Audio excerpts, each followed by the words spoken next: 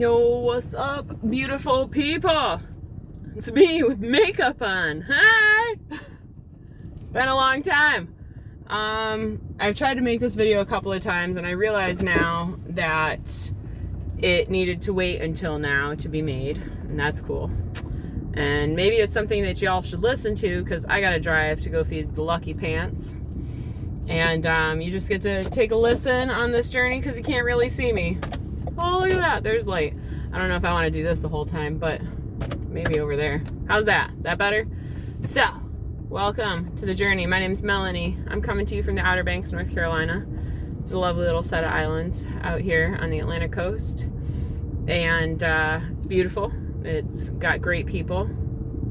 It's got great spiritual destiny type stuff. A lot of people come here and find their purpose in life and find who they're supposed to be and where they're supposed to be going and all the things. And then there's a lot of darkness here, and there's a lot of shady shit that goes on, and I'm half convinced that the Wright Memorial is like super Illuminati based, but you didn't hear me say that. Don't come looking for me, creepy people. It sits on a 5-pointed star. It's got all this Latin crap written up there, and it's like this big Masonic temple on top of a hill. And then there's like private helicopters and shit flying in sometimes at 2, 3, 4 in the morning and flying back out again. Like, it's kind of shady, and it's right next to an airport, so like if they were doing some kind of rituals and shit, you wouldn't even know. It's like a private airport. Nobody'd know. And nobody's allowed to go in there at all. You can go into the first one room, but then there's like 40 stories down into the ground, and nobody's allowed to know what it's about. But the interesting thing is this sits on National Park Service land, which essentially is owned by the U.S. government, which means it's owned by me and you and all of us, because we're tax-paying citizens, right, of this government that we're not allowed to know shit about. Blows my mind. Anywho, it's totally off topic, and it's not why we're here. We are here to discuss my friend Wayne. And it's not my dad, because my dad's name's that. No, we're discussing my new friend Wayne. He is the new Sandy, and I am reliving a cycle that happened 3 years ago exactly, and I'm reliving it in a new profound way where I am standing in my flippin' power, and I'm gonna do what I need to do to protect myself, to protect my family, to protect my children. I can't look at the camera so much while I'm talking, but you all know me. I make the eye contact. I don't mess around. I'm trying to hold off on my amount of cussing that I utilize. I do know I've got younger folks watching these days. So, some of you may know, some of you may not know, but I went through molestation as a child. I went through sexual abuse and rape as an adult and as a college student. So that's like huge violation of boundaries. I virtually allowed these things to happen. The one experience with this one guy over and over again that rode the school bus, who was like 4 years older than me, continued to happen until I finally stood up for myself and like probably scared the living shit out of him, because I told him I would effing kill him if he came to my property and tried to do what he wanted to do. I would effing kill him, and I told him how. Because I was like, don't mess with me anymore, I'm all done. And he never talked to me again. I was going to trample him with my horse, Sea Star. That was my plan. I didn't care, and I was ready.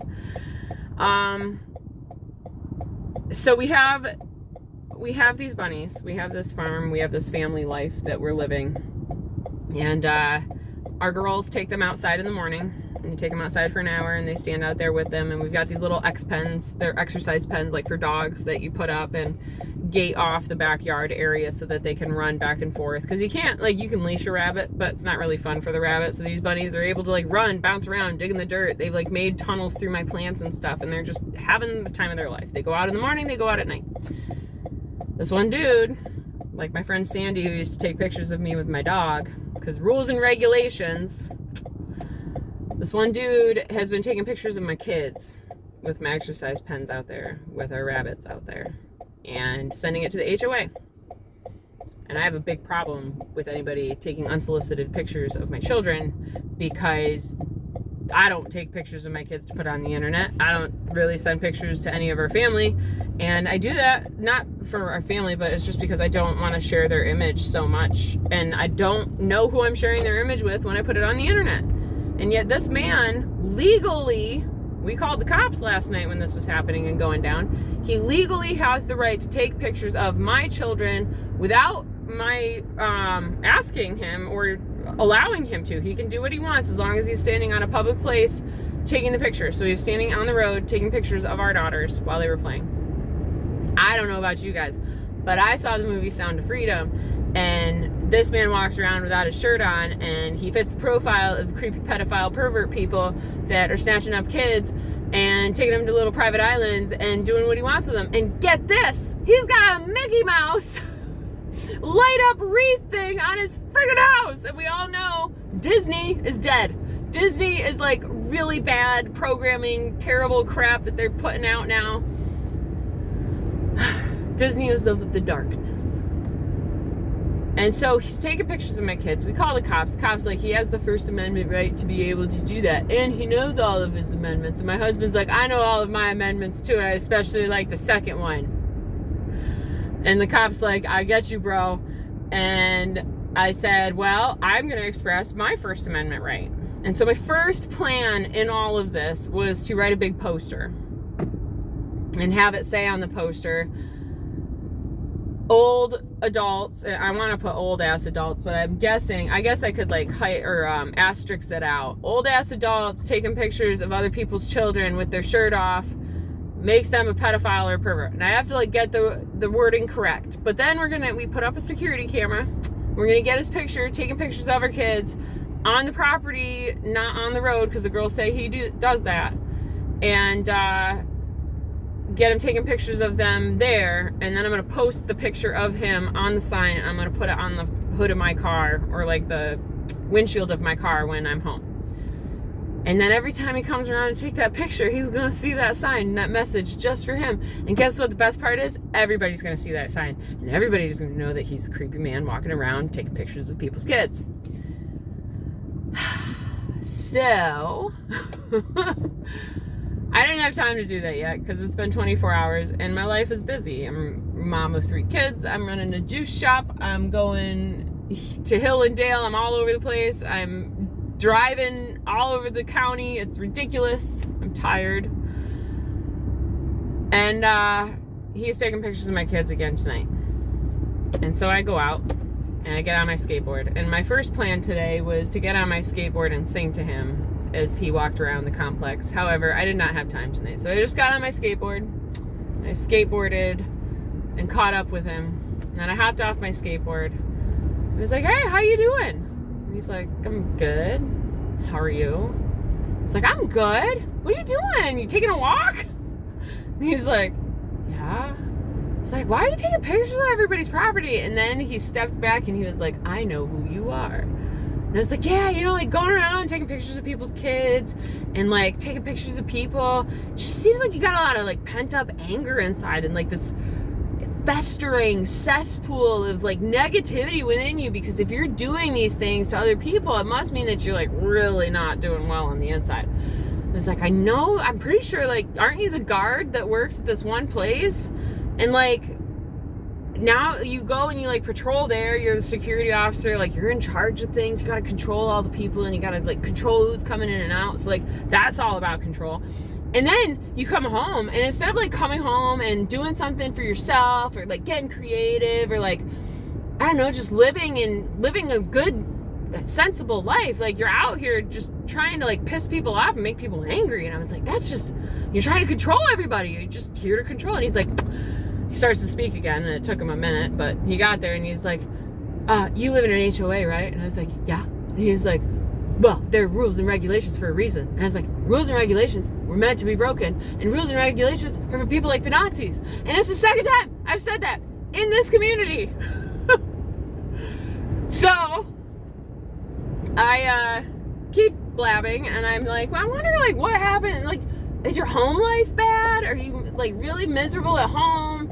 Is it not good there that like you have to take it out on other people around you? Or like, is this going back to like childhood wounding, childhood trauma that you need to work through to be able to like get yourself out of this place? And then like all this extra time that you're spending trying to take down other people, you can actually invest that time in yourself, and you can like better your soul, and you can like go on this new journey, and you could be this whole new person instead of spending all of your free time hurting people.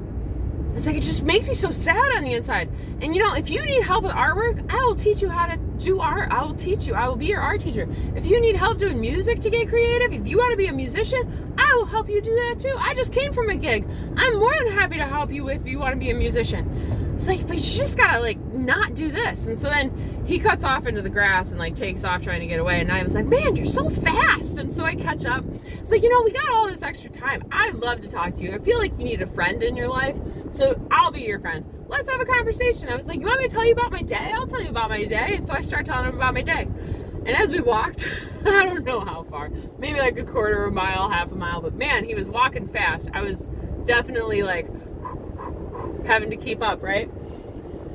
And I'm blabbing the whole time. A couple times I fell back a little bit and I had to like run with my skateboard and catch back up again. The whole time I'm in this bright ass blaze orange dress with little like yellow, orange, purple flowers all over it. It goes down into my shins. My hair is braided all nice and I've got all this makeup on. And I'm just not my normal self, which is even more hysterical. Chasing around this dude, not even chasing, I'm walking with this dude and like keeping up. I just told him my whole life story and it was like 11 to 15 minutes maybe. And I don't remember where I left off. I'm gonna have to figure out so that I can catch back up from where I left off today. But he went and he stood on someone else's porch and like went up there and stood, and Chris, he was knocking trying to get in, and Chris was like, you scared the shit out of him, because he followed behind and he video recorded the whole thing to make sure that that guy doesn't say I did anything to him. So he had like the whole situation on video. Most of the dialogue was on video. It's probably pretty fucking funny. And so that's what I did. In a situation where I've got somebody stalking and harassing myself and mostly my children, instead of cowering down, instead of like feeling bad of the person that I am and this eccentric person that plants flowers everywhere, and we have rabbits because we're crazy, and we're vegan, so we like treat these rabbits like kings and queens. Chuck Norris, the king, with his queen entourage. And so I'm just trying to like live my life, and to have somebody so invested in bringing not only myself down, but so many other people in the complex, and like getting citations for having towels hanging up on our balconies because we live in a beach town. Like, that's not allowed. That kind of shit. Why do we have rules about that shit in the first place? I don't know. It is what it is. We don't leave towels out anymore, but I do have plants. That's a violation. I do have exercise pens out twice a day for 2 hours a day. That's a violation.